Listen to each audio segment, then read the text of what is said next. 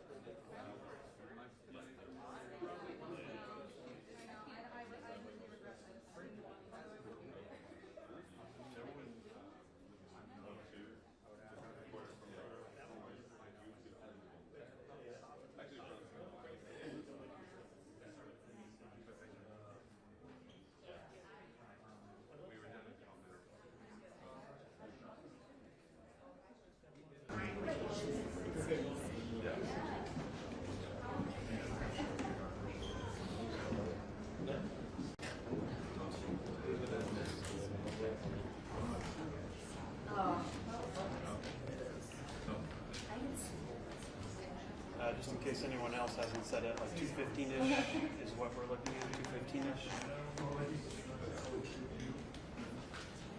Brad, what was that, sorry? 2:15-ish. Oh, okay.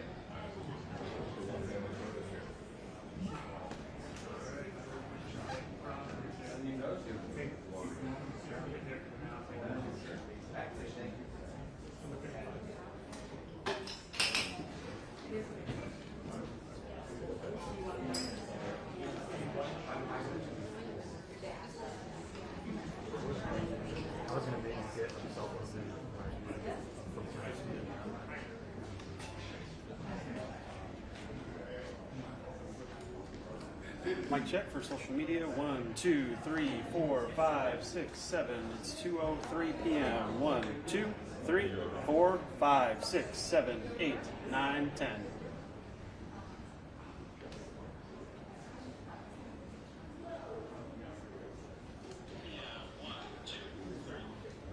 Whose dumb voice is that?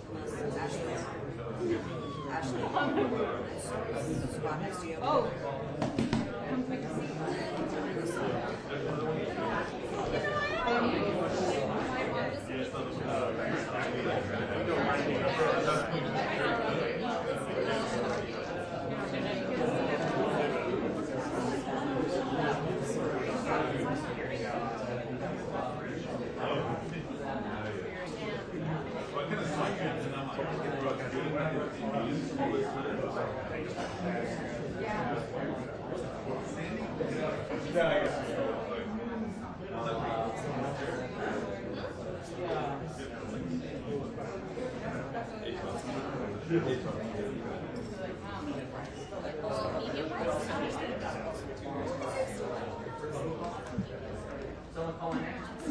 How far over? I just want to see how far over when am I in your stuff?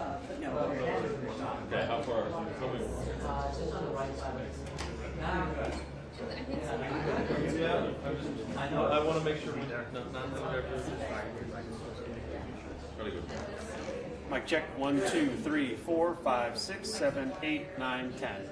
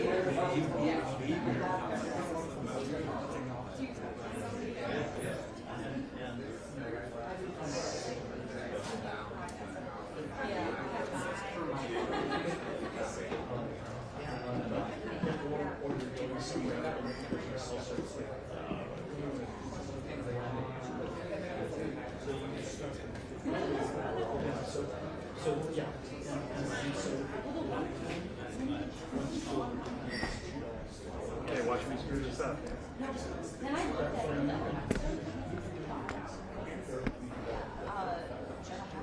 Where we got some short people. Ish. I haven't heard any change.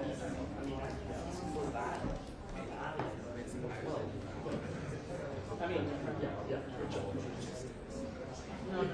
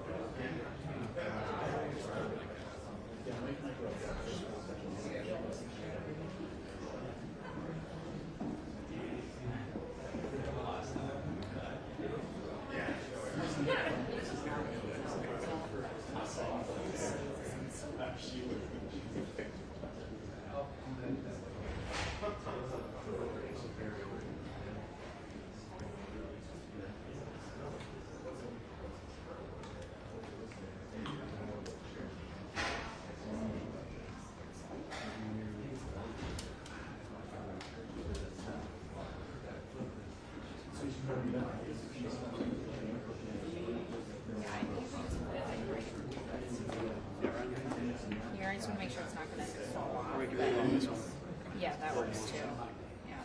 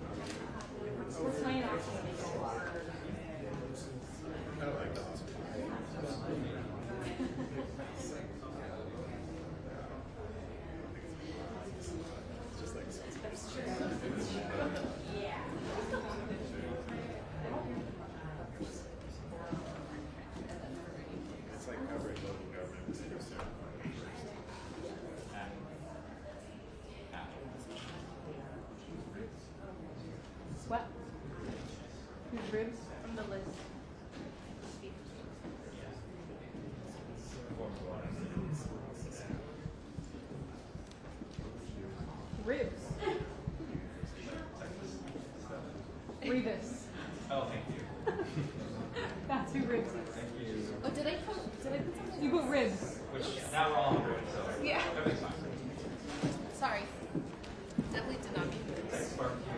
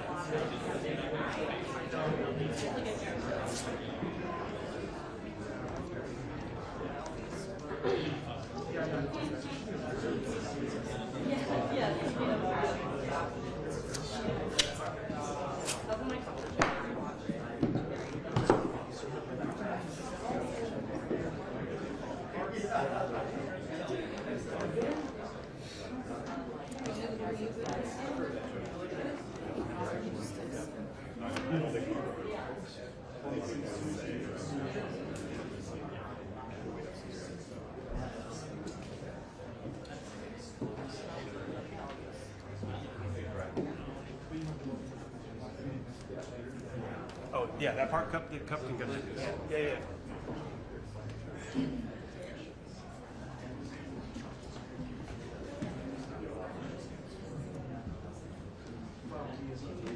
It's getting pretty close.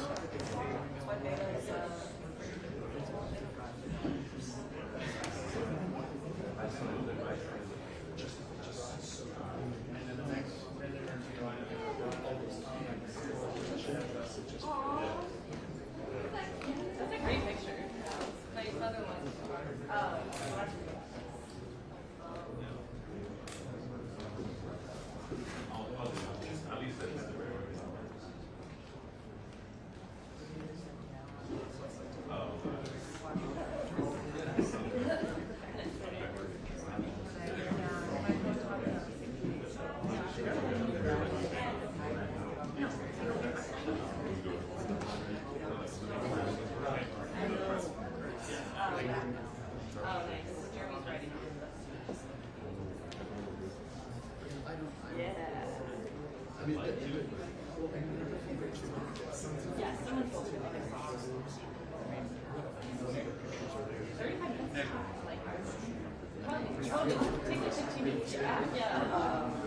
Is there?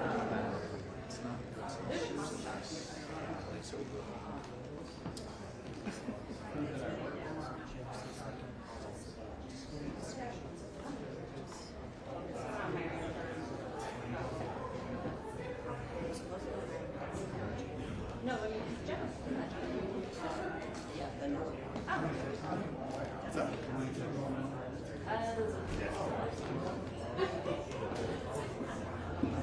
She gets someone in. Last day on the job. First assignment ever. Here, Dick.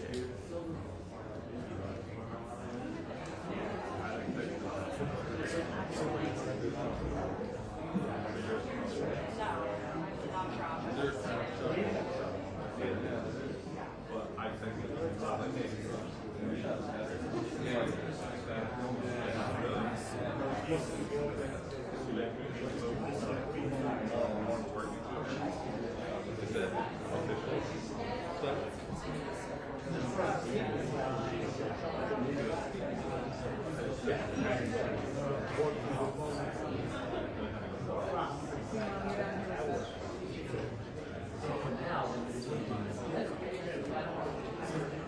Good, sir. Oh. Yeah. No, there's nothing like it.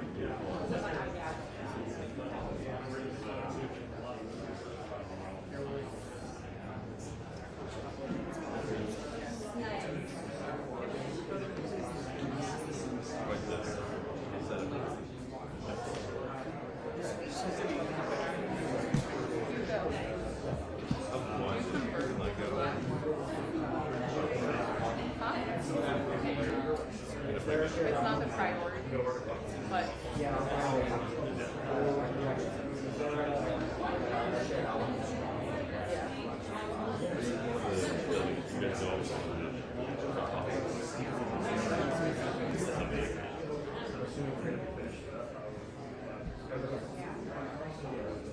I'm gonna be. I'm just chatting. Sorry. Got bored.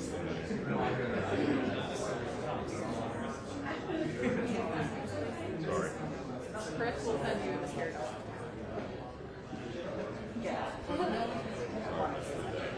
No, I was gonna put it without. I know. Try not to write it down. I'm going out. Last day. I guess I'm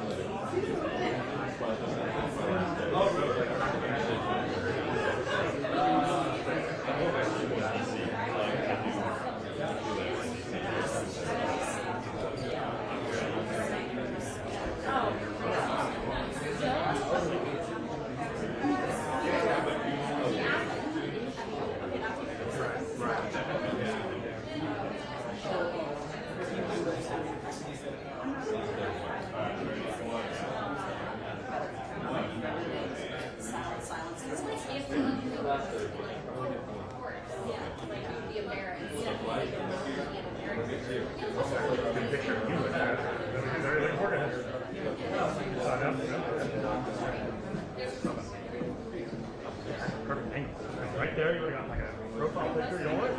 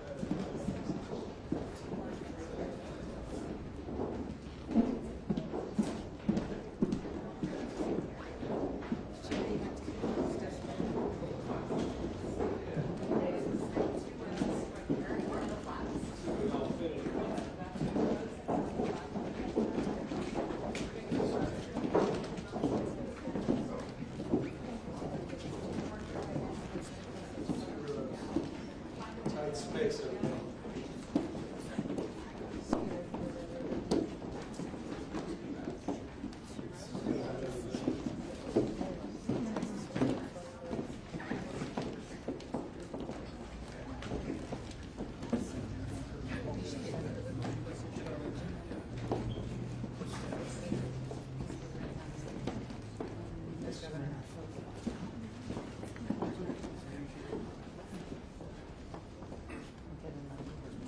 ready? Yeah, thank you. Good afternoon, Governor, Madam Speaker, Pro Tem, Speaker of the House in California. We truly are grateful to be here. My name is Ann Johnson, and I'm a proud Texas Democrat standing with my Democratic House colleagues. Make no mistake about it, we are running from nothing. We see the danger that is coming, and we are running straight for it.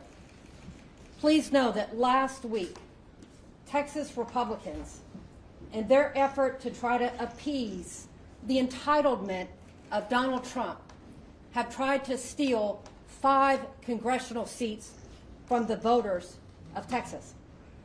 This is not the first time we have seen folks try to appease Donald Trump.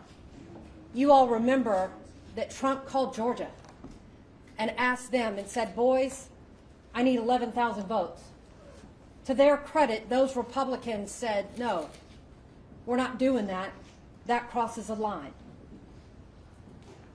When Trump called Governor Greg Abbott and Texas Republicans and said, boys, I need you to steal 5 seats, they said, does July work for you?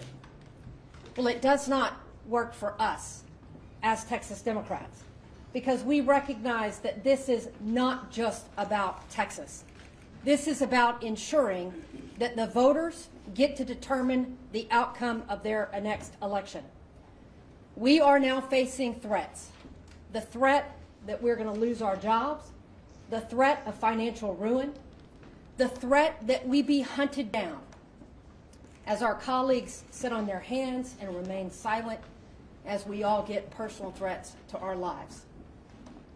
When people show you that they are more concerned with keeping the job than doing the job, you know that they are not worthy of public service.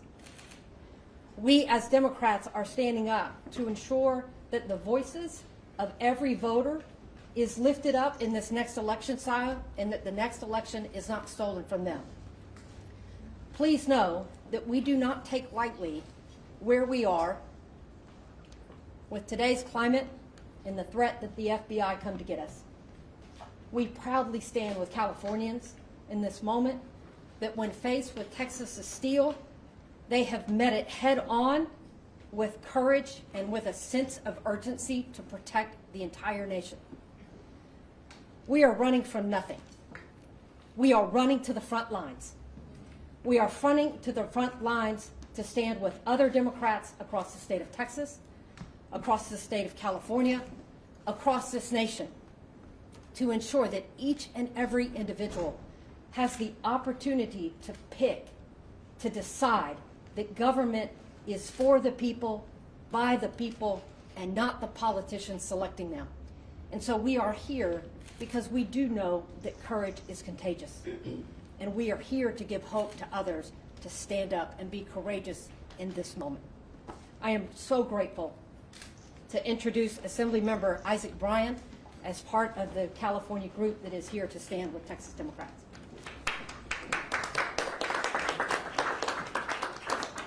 Thank you all for being here. I want to thank Representative Johnson and all of the members of the Texas delegation for their bravery and their courage. They are the example of what it means to be the best of America, the best of Texas. And we have your back here in California. I want to thank Governor Gavin Newsom for stepping into this moment with so much courage and so much strength. It takes a certain type of fortitude to stand up and say very plainly that we have had enough. We've had enough. I want to thank Speaker Robert Rivas for guiding the State Assembly through this moment and many other challenges this year with so much dignity, so much compassion, and so much of the care that is missing out of D.C. And of course, the same is true for Senator Mike McGuire, our pro tem in the Senate. Here in California, we recognize our responsibility to the 1 in 8 Americans who call California home, but we also recognize our responsibility to the country. That is why we pay over $80 billion in federal taxes that we don't get back. It's why we export food to every corner of this nation. It's why we export culture and storytelling. It's why we host students from around the country at the #1 public university in the world, UCLA.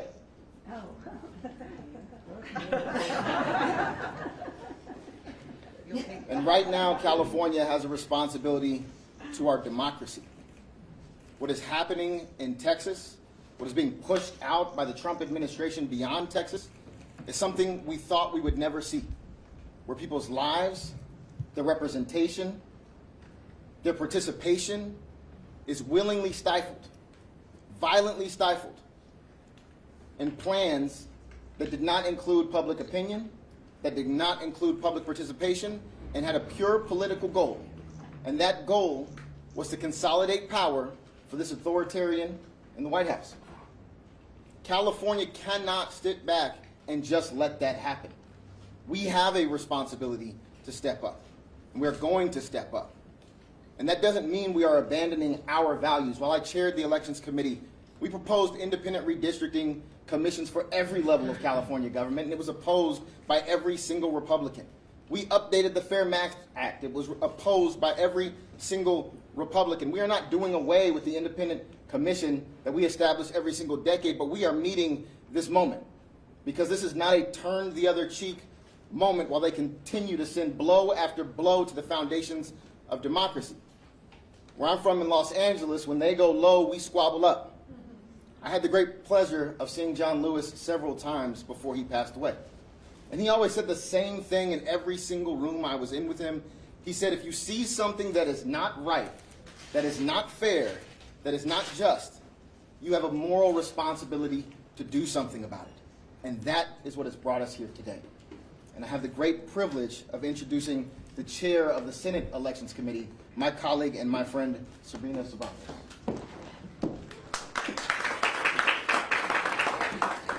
I am honored to chair the Senate Committee on Elections and Constitutional Amendments in this pivotal moment in our history. I applaud the Texas representatives for the courage they are displaying in resisting this Trump Republican power grab. California did not start this fight. We are proud of our Citizens Redistricting Commission. It is a gold standard in our country. But this is an emergency that requires an emergency response. California stands ready to respond. We will not sit idle on the sidelines while our communities are torn apart. This is a path to end the chaos. I would like to call up our Speaker, Speaker Rivas.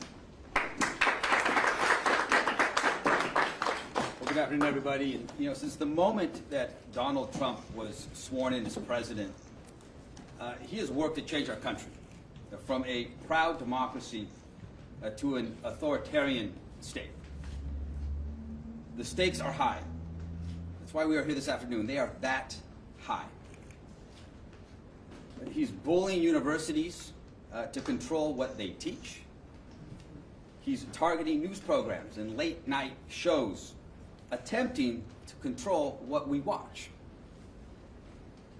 And here in California, masked ICE agents, without badges, without identification, they're shoving people into unmarked cars,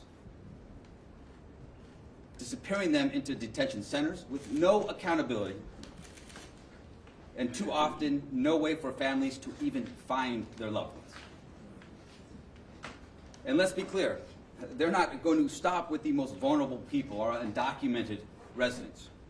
History tells us that that is not how authoritarianism works. We are only 7 months into this presidency, 7 months. And the more power they get, the more they will take. And what will they do with this power? More immigration raids? More arrests? More crackdowns? More attacks on our freedoms? Well, certainly what we can expect are more negative consequences for every single American. Because of Trump's policies, millions of Californians will lose their health care. And so we have to stand up now. We have a responsibility here in California to stand up and defend our democracy. And I'm proud to stand here with the brave Democrats from Texas who are doing just that.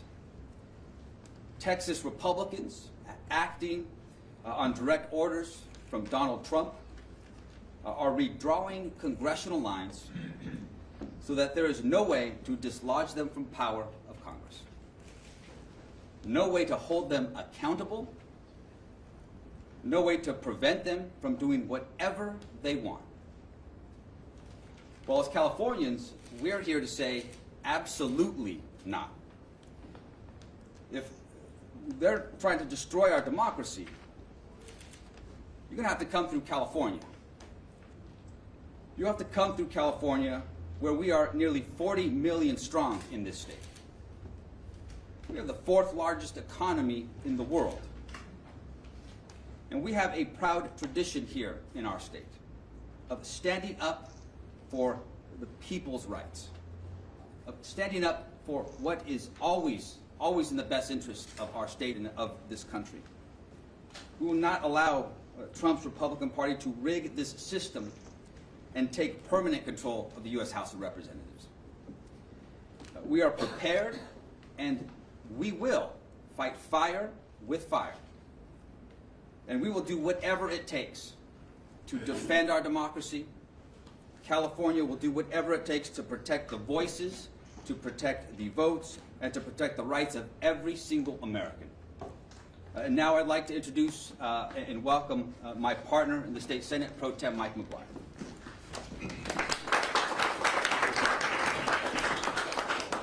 Good afternoon. Thank you all for being here. I want to take a moment to say thank you so much to Speaker Rivas. I'd like to acknowledge California's governor, thank him for his leadership, being so bold on this issue.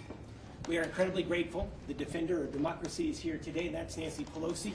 We are incredibly grateful for your incredible work and legacy on behalf of all Americans. Zoe Lofgren, who chairs California Democrats on behalf of the California Democratic Caucus in Congress, thank you so much to our caucus chair, Monique Limon, to our chair of elections, Ms. Cervantes, to the assembly members, and to the patriots. The patriots are here on the front lines of democracy, risking their health and safety. These leaders from the great state of Texas, we owe them a great debt of gratitude. When I was 19 years old, I took California's oath of office for the first time. And never in my life has the duty to defend the Constitution of the state of California and the Constitution of the United States of America been more critical than it is here and now. The future of this great nation, the future of our democracy, is hanging by a thread. And today we are at a flashpoint set by President Donald Trump and Texas Republicans who see the writing on the wall. Because if their draconian legislative actions were to take place, they've seen the same polls we have, they're not going to win the midterms in swing seats. So what do they have to do? They have to cheat to win. Here's what we know. We know what the American people want right here and right now. They want lower prices for families, not expensive tariff taxes. That's costing American consumers hundreds of billions of dollars and devastating California's economy. People want cancer research that save lives, not golden ballrooms that stroke egos. People want a government that trusts trained scientists in real numbers, not secret police who literally are snatching innocent people off the streets of this state. Take a moment to think about this for a second. They're taking innocent people off the streets of our communities and shove them into moving vans. People want their health care. They don't want tax cuts for billionaires. So in order to win, Donald Trump has to cheat. And they've come up with this cynical ploy in Texas to be able to redraw congressional maps to silence working voters, to silence Latino and black voters, and to prop up an authoritarian presidency that is rotten to its core. All of us here, we've taken that same oath of office, and I don't mean to get emotional about it, but it's incredibly personal to each and every one of us. And that's why if Texas moves forward with this action, California has to be prepared to respond. It is our sacred responsibility to California, to our country, and we know that there is no bottom to Trump's dystopian plan. I'm firm in my belief that if the legislature puts a redistricting initiative on the ballot, I believe the people of the Golden State will do the right thing. I trust the voters of California more than I would ever trust Trump and his lackeys in Texas. You know, I've heard it mentioned before. 2 wrongs don't make a right. The response that we have to be prepared for is not a wrong. It's not a wrong to stand up for the Constitution of this state and for the Constitution of the United States of America in the face of those who would destroy it for their own personal power and profit. It's not wrong to stand up to the billions in cuts that the president is proposing to health care here in California, to education, to our university system. Letting people vote is the right way to go about it. So is national redistricting that leads to independent maps all across the country, and it's wonderful to see the Republican congressional members in the state starting to see the light that Democrats have had for decades. I want to end it right here with this. We've had the honor to be able to talk with several of our colleagues from Texas who described that they're being tracked by the FBI. Leaders in the state of Texas are being tracked by the FBI. They're facing bomb threats, death threats, and that is after what we saw in Minnesota just 2 months ago. Republicans, Donald Trump, Greg Abbott, Texas Republican leaders, they have the power to stop the threats, to stop all of this. And that's the questions that the media should be asking. Why aren't they stopping this? Republicans in California also have the responsibility to see that their Republican leaders do just that. This isn't a fight. This is not a fight that California picked. But it's also not a fight that we are going to run from. When times are tough, you run towards the wildfire. And that's what we're going to be prepared to do. This country is hanging by a thread, as we know. We have the duty to protect it with an ironclad commitment that we all swore before God. It is now my honor to introduce Zoe Lofgren, who has been instrumental in this process. She is the chair, the elected chair of the California Democratic Congressional Delegation. Can we please give her a warm welcome? Well, thank you very much, Mike. You know, California Democratic Delegation has been long in favor of independent citizens commission. In fact, the commission drew our lines. We are not allowed to give them any input, and that was fine with us. I am the author of a bill in the House to require independent commissions in every state. And when Democrats were in the majority, and we had Ms. Pelosi as our speaker, we passed a bill that included independent commissions in every state. We did not get a single Republican vote for that, and the Republicans blocked it in the U.S. Senate. So we're not here trying to change or rig the system. We're here because Donald Trump and his Republican cohorts are trying to rig the system. They know that what they've done to the American people is deeply unpopular. They know that because of what they've done, stripping health care for more than 17 million Americans, to give tax cuts to billionaires, hurting California by increasing pollution, by stripping education funds, by stripping nutrition programs from the needy. That is very unpopular, and we cannot allow these elections to be rigged without a response.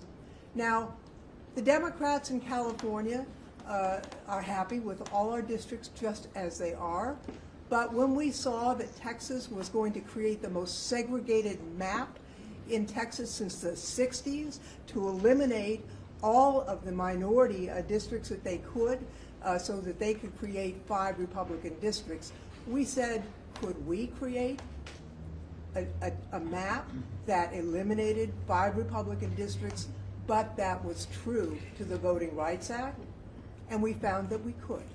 And so as we went through the details of the possibilities, I'm happy to report that every single member of the California delegation is willing to support a plan to do that. We cannot stand here. We cannot stand here and just shrug as Trump and the Republicans try and rig the rules so they can avoid responsibility for the damage that they have done to this country. We need a break on them, and we can get it in the midterm elections. I'll tell you, when we were in the majority, we didn't strip health care from Americans. We provided health care with the Affordable Care Act. And the mastermind of that is someone I'd like to introduce next, the most effective speaker in the history of the United States, Nancy Pelosi. Thank you very much, Zoe. I think it's very clear from listening to our presenters so far that the Republicans are acting because they have bankruptcy of ideas. They have no winning ideas to present to the American people, and they cannot defend their actions legitimately. So they're trying to do it and rig it illegitimately. I want to thank our governor for his leadership, his persistence in protecting and defending our Constitution and our democracy. Thank you, Governor Newsom. It's an honor to be here with the Speaker of the Assembly and the President Pro Tem of the Senate of our legislature and hear their clear message about what this means to California, but more importantly, to our country. And I join them in welcoming the courageous members of the Texas delegation who are here. We thank you not only for your courage, but for your patriotism. For your patriotism. I've said to you before, at the beginning of our country, Thomas Paine said, "The times have found us." Times found them to form a new country, to write a constitution, and the rest, thank God, they made it amendable. And now the times found Lincoln, then found Lincoln to save that country, the unity of that country. And now the times have found all of us, and especially our Texas delegation, to save our Constitution. I'm from Maryland originally, and I'm very proud that the national anthem was written there. And my favorite line in the anthem is, "Proof through the night that our flag was still there." We have a responsibility to prove through the night of this Trump administration, the darkness of it all, that our flag is still there with liberty and justice for all. And that is what I'm so proud of the leadership of all of our California delegation in Congress, but also our state legislature as well. Zoe Lofgren has led the way as the leader of our House Democrats from California in the unity that she mentioned about our delegation. And this is something that we're unified on to honor our oath of office to protect and defend the Constitution of the United States. The president has paved over the Rose Garden. He's paved over freedom of speech. He's paved over freedom of education. The list goes on and on. Independent judiciary, rule of law, pave it over.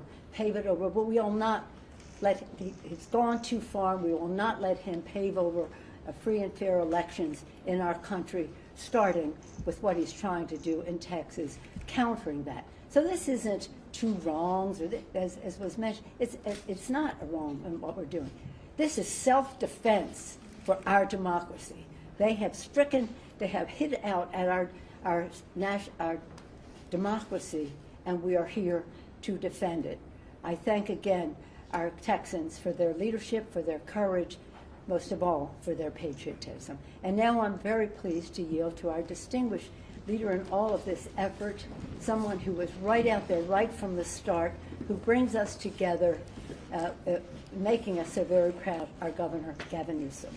Thank you. Let me thank everybody for taking the time to be here, and let me welcome all of you to Governor Ronald Reagan's home. Reminded of Governor Reagan's last speech in the Oval Office, where he talked about the life force of new Americans. He talked about Lady Liberty's torch. And here we are, fast forward decades later, appropriately with a portrait of Ronald Reagan looking down on the President of the United States of America, Donald Trump, who's trying to light a torch on democracy.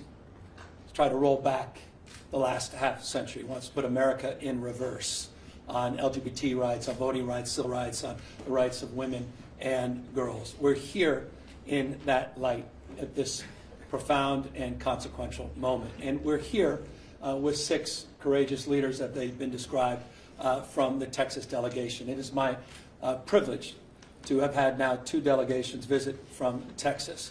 And it's my honor to welcome all of you and to thank you for your courage. Thank you for faith and devotion to the cause that unites all of us across this country, regardless of party. And that are the enduring principles of our founding fathers. You know, we talked about the 249th anniversary of those principles. Next year we'll celebrate the 250th anniversary of those enduring principles, the best of the Roman Republic and Greek democracy, a system of co-equal branches of government. This notion of a system of checks and balances, popular sovereignty, all of that on the line, all of that at risk. And so I'm very sober and mindful of this moment. And as a consequence, we have taken our relationship to this moment very, very seriously. Had it not been for the courage of the Democratic representatives from Texas to stand tall and to stand up, to walk out, as is their right, as old a principle as American pie, the ability for a minority to walk out when it comes to the abuses of a majority. And they did just that to elevate not just their voices as representatives, but to elevate our voices, to call out the consequential nature of what's happening. What's happening in the United States of America is not normal. We cannot allow this to be considered normal. Please don't say it's surprising. When you say something is no longer surprising, you normalize it. The election. You have a special election in Texas. You'd think that's all they'd be focused on. 37 kids dying in those floods. But they're focused on this, a power grab. And it's not limited to Texas and Indiana. You've seen what's happening in Florida. You've seen what's happening in Ohio and other states. So we have got to step up. Our state of mind is about accountability, responsibility. Again, taking this moment seriously. What is our relationship to this moment? And we recognize we have agency. We're not bystanders. That we can shape the future. Decisions, not conditions. And so we choose to be held to a higher level of accountability. It wasn't our decision to be here. It's reaction to. We are trying to defend democracy as opposed to see it destroyed district by district. And we will stand firm and we will stand tall. And perhaps the expression today is the expression of unity. That's what we're trying to communicate. You have congressional representatives here, the leader of our congressional delegation. They are unanimous in their support of moving in this direction. You have the Speaker and the Pro Tem, and they strong support of their caucuses. And leaders of critical committees and caucus are here to express support. We are moving forward. Make no mistake.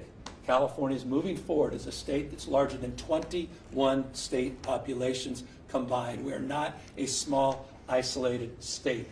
State larger than 21 populations combined. We tried to play by a higher set of standards and rules with our independent redistricting, and we believe in that. And we are not talking about eliminating that commission.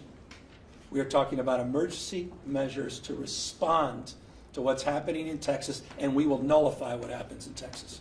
We will pick up 5 seats with the consent of the people, and that's the difference between the approach we're taking and the approach they're taking. We're doing it on a temporary basis. We're doing it in a fully transparent way, and we're doing it by asking the people of the state of California for their consent and support. Mark that stark contrast to what's happening in Texas and other states. We are resolved and we are aligned in this strategy. And I'm deeply, in closing, grateful for the leadership that's assembled here today in unprecedented time. It required an unprecedented approach, an unprecedented leadership to build the kind of consensus that we believe we have. We have till August 22nd. With the leadership behind me, they will get this on the ballot. We're calling for a special election That'll be the first week of November. It will coincide with many other municipal elections. We will raise an unprecedented amount of attention, and we will garner an unprecedented amount of support because people understand what's at stake. Final words. Because I want to reinforce what the Speaker and the Pro Tem said. You have people disappearing in the state of California, quite literally disappearing. Warrantless search, people literally being taken from the streets. I don't think this, I know it. 16-year-old kid whose mom and dad working 20 years at the same packing facility, 16-year-old didn't even know how to get back into his own home because mom and dad disappeared going to work. Young child had no brothers and sisters. That's Trump's America. That's happening as we speak. The Guard has been federalized. And by the way, Donald Trump is continuing to federalize the National Guard through the election. Pause and consider what that may mean. There is nothing normal about this. Nothing normal about this. Conditioning aid, let me make this clear in front of the Texas delegation. I am proud, and thank you to Isaac Bryan, $83.1 billion more we provided the federal government in federal taxes than we received. Texas, for whatever reason, for success and how Texas does punch above its weight, received $71.1 billion more from the federal government they received. But I'll tell you what, as a taxpayer, as governor of California, I am proud to stand tall to help them recover from these floods. No conditions, no politics. We're all in this together. I was proud to send search and rescue teams to support the recovery of those floods. That's my responsibility. That's what it's like to be a member of a community. We're all in this together. The idea that we're even conditioning aid and allowing that conversation to persist, that's what's at stake with this conversation. It's not about lines, it's about drawing a line, and it's all about elevating a deeper consciousness of the line that Donald Trump continues to cross. It's not about him playing by a different set of rules. There are no rules for Donald Trump. This is a serious moment in American history. And so we are here to meet this moment head on. And we look forward to a successful campaign, and we look forward to continuing to do what we can to have the backs of these courageous leaders who are back here in the state of California, sharing their voice as we share their action and passion at peril that this democracy may not live. With that, we're here to answer any questions. Do you not want UCLA to settle with the Trump administration? Are you taking any actions to fight? Yeah, we'll sue. I mean, this is a separate topic, but it's not necessarily disconnected from this topic. Donald Trump today is trying to silence academic freedom. He's attacking one of the most important public institutions in the United States of America, one of the finest institutions of higher learning in the world, one of the great research institutions in this country, one of the reasons California is the tentpole of the U.S. economy, one of the reasons we have more scientists, engineers, more Nobel laureates than any other state in this nation. He has threatened us through extortion with $1 billion fine unless we do his bidding. So as long as I'm governor, I will stand tall and push back against that, and I believe every member of California legislature feels the same way. We will not be complicit in this kind of attack on academic freedom on this extraordinary public institution. We are not like some of those other institutions that have followed a different path. Governor, given the timeline that you've mentioned on the special election, it sounds like the California legislature will have 5 days to basically set the election. When will the maps be released to give the public ample time to at least review them? Well, that's a question for all of our folks here, but bottom line, it's going to be in their ballot box. It's going to be on their ballot. So it's about as transparent as it gets. I have not been privy to the map. I'm mapping out a strategy to make this successful. I have not looked at any maps. I told you that yesterday, told you that last week, and that continues to be the case today. As it relates to that map and that process that's going through. By the way, it's very transparent because these are familiar maps. The independent redistricting has taken over 10,000 hours of testimony and public comment over the years, and they've bandied about many of these maps that have been seen before. So it's a very familiar process. It's not a very complicated process. It may appear to be, but it's not. But the process we want to make very transparent. And that's the idea of putting the maps on the ballot. And that was something for me was a red line. And it's something that I think is foundational in terms of this effort. So does it not matter what people think then in the 5 days that the legislature has the time? I mean, this is for really legislative leaders. Is 5 days an adequate enough time for the public to review what you will present to them on the ballot? So I can tell you this, Ashley, that maps we anticipate will be available next week. Our work began with the work that was already done, as the governor just mentioned, by our independent redistricting commission. Once these maps are released, voters will have the opportunity to digest these maps, review them for weeks and months leading to this election. If there is another state with a more transparent process where voters will get the ultimate say in these new maps, please let me know what it is, or if there's a state doing it, because we are going above and beyond to ensure that, one, we are protecting the Voting Rights Act, and that we are sending the voices of our most vulnerable to Washington, D.C. But when it comes to the maps, we anticipate these maps to be available next week. Governor, I have a question. How can you guarantee to Californians this will be a one-time exception of the independent redistricting commission? If you're in a gerrymandering arms race, what makes you confident this is the only time you'll ask them? Well, I'd say we want to do it for the 26, 28, and 30 ballots, just for congressional representatives alone. We want to provide that opportunity to the voters. They'll make that decision, and they'll decide that direction. We want to maintain the framework of the Independent Redistricting Commission, which I've long supported. We believe, as the Lofgren believes, as the author of the legislation that only Democrats signed. I'll repeat that because it needs to be repeated. The Democratic Party is on record supporting national independent redistricting. The Democratic Party is on record. The Republican Party is nowhere to be found on that. But we're not going to unilaterally disarm in the state of California. We tried to lead by example with the Independent Redistricting Commission. And we are looking at temporary measures. And that is my intent, and that is the direction that ultimately will be made by the public. I have a question for the Texas reps. What's your reaction to your Attorney General suing you guys today for leaving the state? I mean, it just follows the long line of threats, right? I mean, we can tell they're desperate. I mean, they are throwing everything at us that they can. The loss of leadership, the financial ruin, the threats that they are putting out into their group. And then, of course, my colleague here, they have filed litigation to try to vacate seats. They are trying to overturn the will of the electorate before a time as said, because they are afraid of voters. Not only do they want to take out 5 congressional seats and steal them, they now want to take out the representatives that are actually standing up against them attempting to rig the next election cycle. Duly elected representatives out of Texas that have elected us to be here today to break quorum per our Constitution because we know that the majority has gone off the rails. I'm State Representative Gina Hinojosa, and I'm one of the legislators in Texas who is facing a threat by our Attorney General to be removed. You should know, just 2 days ago I checked in with my office. We had 700 calls on this bill proposing a new map. It hasn't even been out a week for the public to see. 4 were opposed.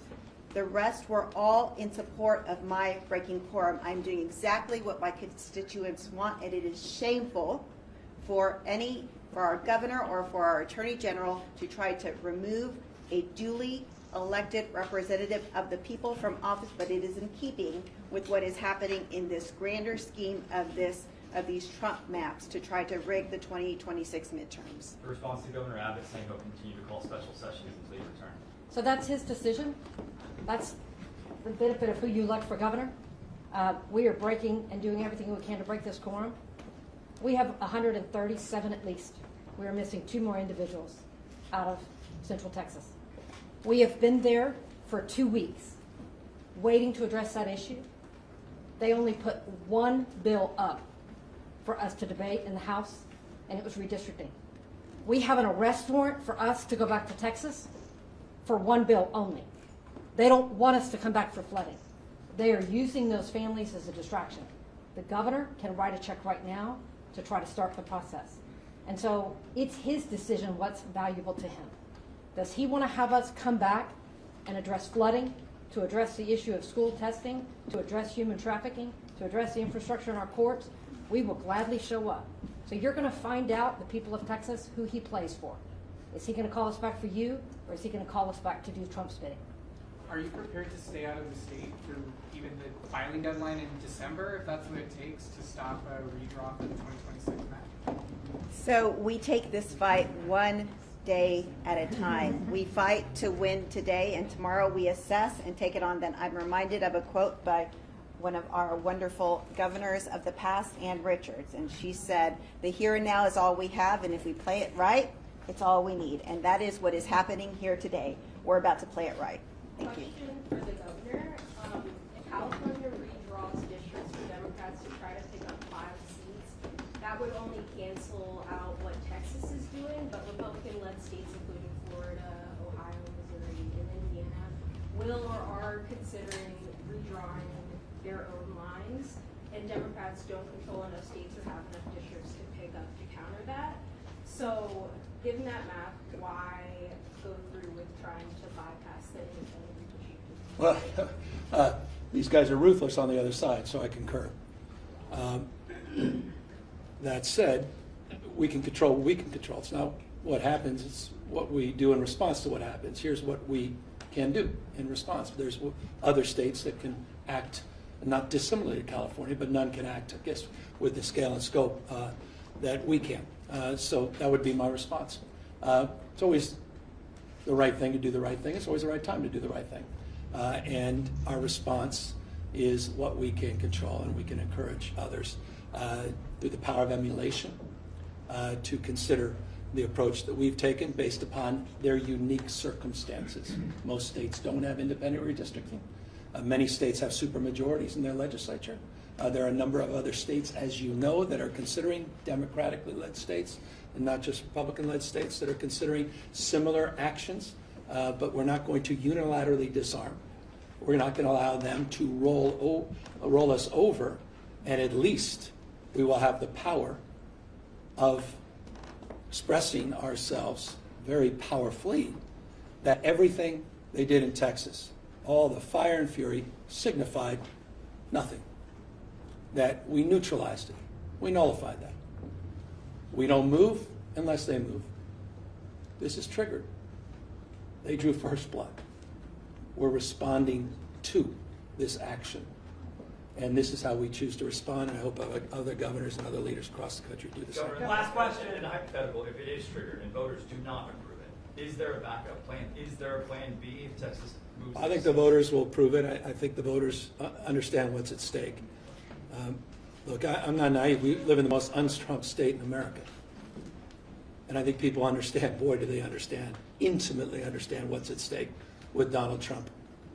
What more evidence you need today, a couple days ago, with a Penske truck where people just jumped out, racially profiling people. Look at what just happened, UCLA. What more evidence do we need? And so I think I have all the confidence in the world, the wisdom of the voters of this great state. And I'm not just talking about Democrats. I'm not just talking about independents. We believe in independent redistricting. That will be on the ballot. We believe it should be nationalized. That will be on the ballot. We have the opportunity to send a message enough, and I believe Republicans, not just Democrats and independents, will meet that call, and we will overwhelmingly support this change. Governor, Thank you. We're out of time. 6 months ago. Thank you. Press, please hold.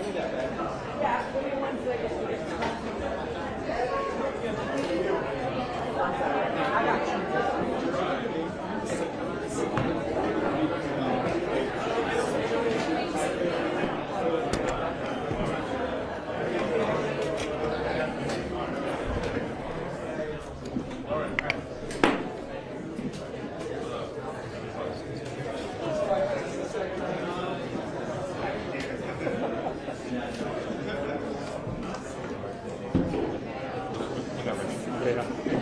Hold on, let me get some. Hold on. There we go.